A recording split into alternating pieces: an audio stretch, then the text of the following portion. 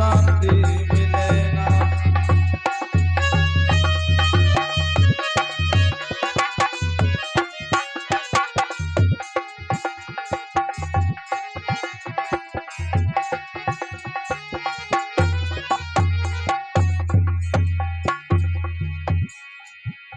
अरे कबहू शांति मिले नहीं गुरुवर, अरे कबहू शांति मिले ना।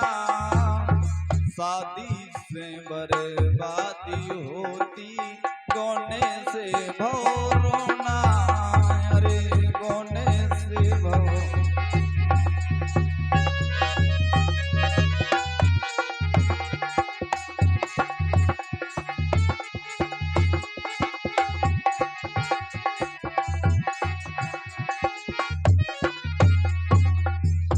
गुरुजी शादी से बर्बादी होती, गोने से भव रोना, और भ्रमी बने स्वप्न में भटके कबहू शांति मिले। नारद जी बोले करदम जी सब बात समझ में आई, पर जू बताओ कि शादी से बर्बादी कैसे हो जाती है। तब करदम जी महाराज ने कहा गुरुजी, एक बार एक किसान का बालक छोटी सी आयु में बाबा जी हो गया, और जब वो बाबा जी हो गया तो गुरुजी ने उसे गुरु दीक्षा दी, और गुरु दीक्षा दी तो ये कहा बेटा आज के बाद कबहू काऊ गांव में नहीं जाओगे, अब तुम्हें जंगल में रह करके तपस्या करनी है। अब जो बालक जो बाबा जी हो गया था, जंगल में जाकर के फल फूल पत्ती मेवा खा करके और धीरे धीरे तपस्या करने लगा। एक दिन अपने गुरुजी की याद आई, चलो गुरुजी से मिले आवे, और जैसे गुरुजी से मिलवे को चले तो याद आएगी गुरुजी ने मने कर दी गांव में न जानो। अबे बाबा जी खेता ही खेतन बाबा जी, और चले जा रहे, संध्या का समय हो गया, जैसे तुम्हारा गांव इंदा नगला है, ऐसे ही कछु दूर पे सड़क बनी रहे, और सड़क के किनारे एक मंदिर कुआ, बड़ा सुंदर प्रबंध देख करके बाबा जी ने सोची चलो आज की रात्रि यहीं व्यतीत करते हैं, सुबह प्रस्थान कर देंगे।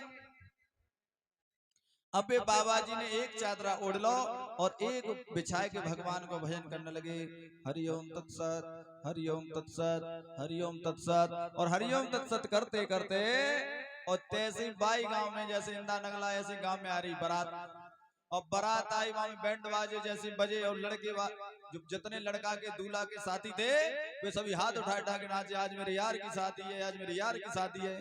बाबा जी की समाधि खुल गई। बाबा जी ने कहा भैया ये क्या हो रहा है। गांव वाले बोले बाबा जी शादी हो रही है। बोले ये शादी क्या होती है। वो घोड़ी पे बैठा है ना, बोले हाँ। वो बोले दूल्हा है।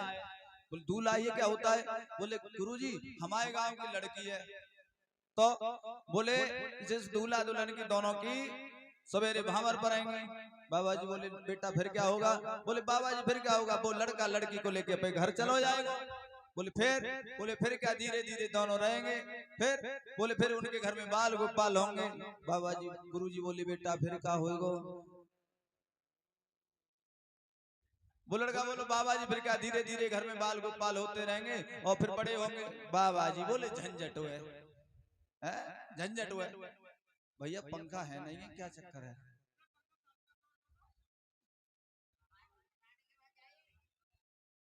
कोई दूसरों लगाए तो जामी आवाज ना हो।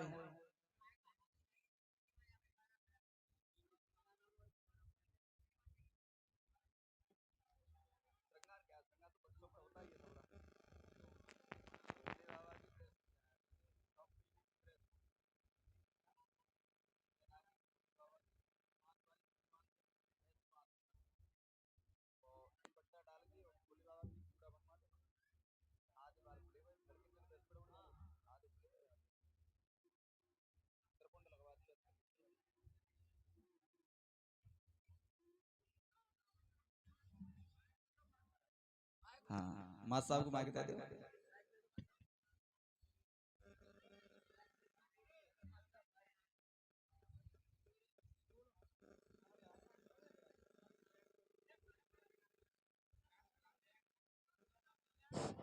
हेलो सभी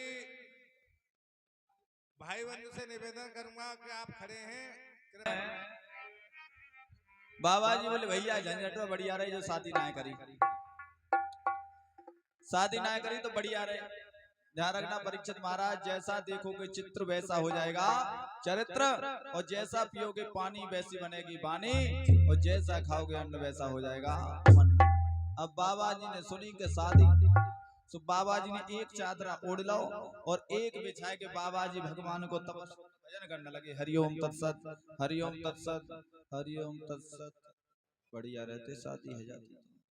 हरिओम तत्सत, जब शादी में तो बड़े बड़े आनंद है। हरिओम तत्सत, तत्सत की जगह पे हरिओम तत्सत। अब कि अब लियो चादरा ओढ़े और भजन में मनो नाय लगे, हाँ नाय लगे। अब लियो चादरा ओढ़े, भजन में मन नाय लगे, हाँ नाय लगे। अब लियो चादरा ओढ़े। एक चादरा बिछा लो भैया, एक ओढ़ लो। अब लियो चादरा ओढ़े भजन में मन नाय लगे, हाँ नाय लगे। अब लियो चादरा ओढ़े भजन में मन नाय लगे, हाँ नाय लगे। अब लियो चादरा ओढ़े। अब बाबा जी को भजन में मन ना लगे, बाबा जी ने मन में विचार कर चलो अब है ना सवेरे भजन कर लेंगे भगवान को।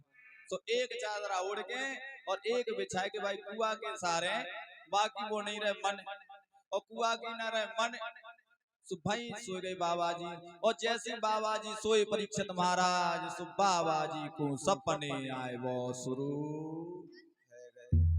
और बाबा जी को सपनों आए वो शुरू भाई, सो बाबा जी सपने में दूल्हा बन के आए गए।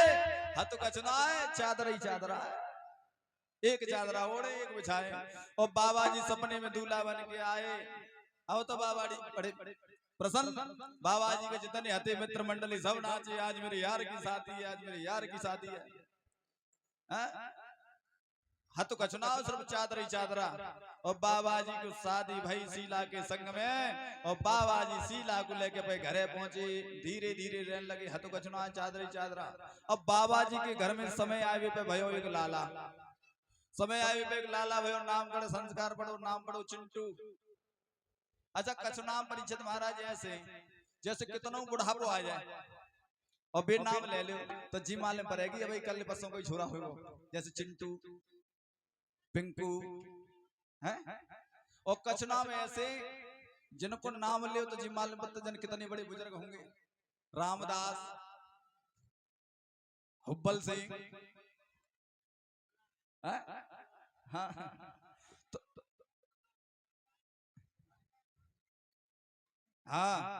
अब कारण क्या है, ब्राह्मण के धरीवाई नाम तो फिर पसंद आते ही ना है, क्योंकि पश्चिमी सभ्यता के जो नाम है ना चिंटू प्रिंसू। और जैसे बाबा जी सपने में दूल्हा बन के आए तो हथ कचना भैया चादरी चादरा, और बाबा जी और शीला और एक चार पाई पे परे पीछे में लला पर।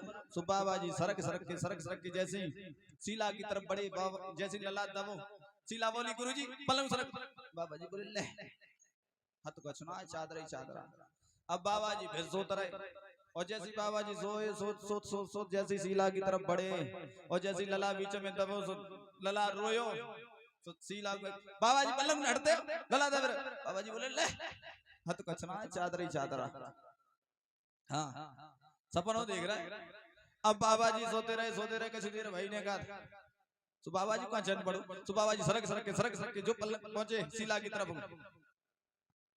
तो जैसे बीच में लला रोयो शीला बोली गुरुजी तुम हटोगे नहीं, हटो पलंग। बाबा जी बोले ले और ले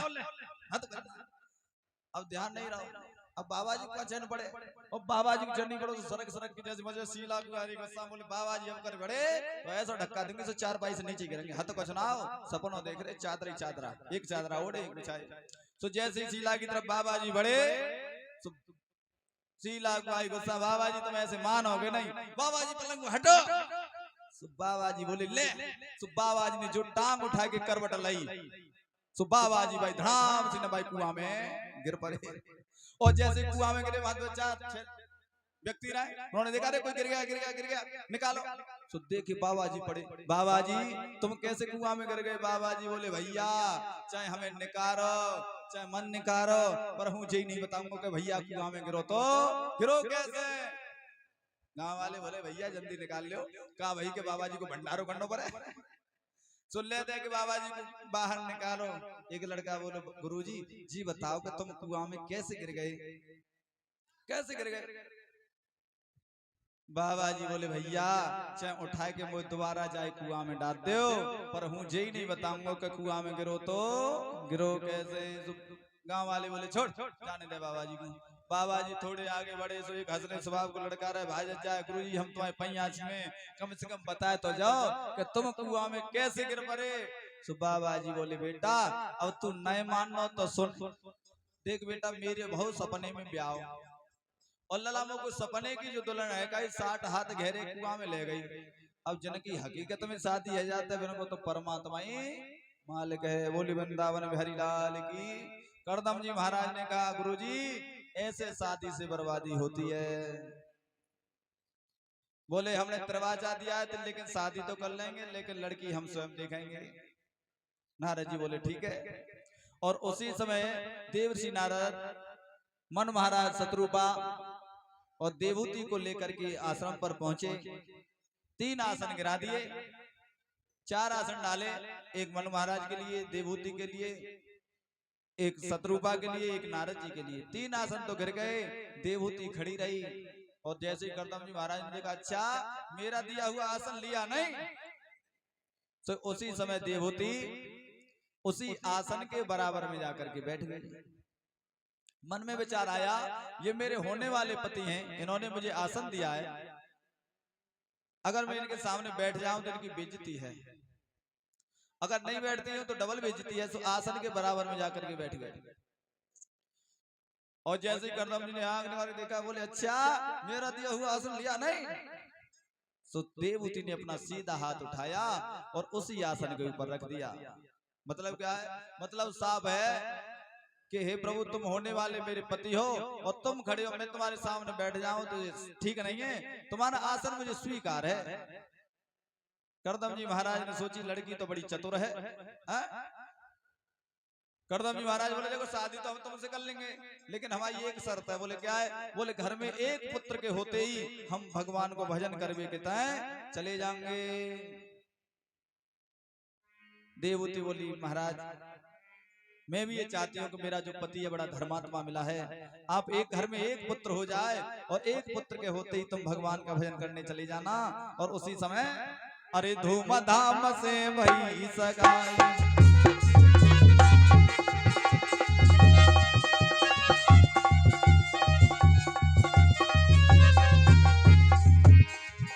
अरे धूम धाम से भई सगाई,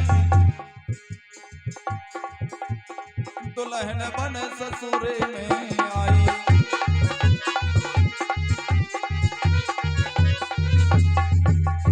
और तुम सुनो सभा के भाई, साल 5 बीत गई भाई।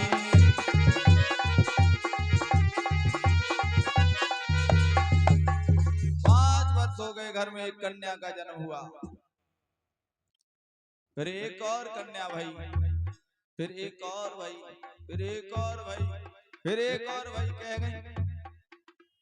कह गए 5, फिर एक और भाई, फिर एक और। अगर काऊ के घर में तनी कन्या एक संग आ जाती तो सबसे ज्यादा दुख तो बाकी दादी हो तो कहाँ ते आ रहेंगे घर में लाल लगाएंगे। फिर घर में एक और भाई, कह गए, फिर एक और भाई, 9 कन्याएं है गई हैं। और काऊ के घर में अगर लगातार 2 आ जाए तो सियाने दीवाने बुलाए ले जाते हैं महाराज। आज जैसे देवहूति के घर में 9 कन्याएं भाई, कला, श्रद्धा, योगंती, अनसुईया, हविर्भू, सतीक्रिया, अनुरुद्धि, ख्याति, शांति, 9 कन्याएं घर में हो गई। परीक्षा इधर करदम जी महाराज ने कमंडल उठायो और तपस्या के लिए चले। देवहूति बोली कहाँ जा रहे हो। अरे देवी क्या बताएं, हमने तो एक पुत्र का वादा किया था, घर में 9 कन्या। देवहूति बोली महाराज मैं कम मने कर रही हूँ, पुत्र तो हुआ ही नहीं है, पुत्रियां भई हैं। आज करदम जी महाराज बोले हे प्रभु अब मेरे घर में तुम आ जाओ, मैं तुम्हारा भजन करने नहीं जा पाया। उसी समय भगवान की ऐसी कृपा भई कि देवहूति के गर्भ से एक कन्या का जन्म, एक पुत्र का जन्म हुआ जिसका नाम पड़ा कपिल। बोलिए कपिल मुनि भगवान की जय। जय श्री राधे।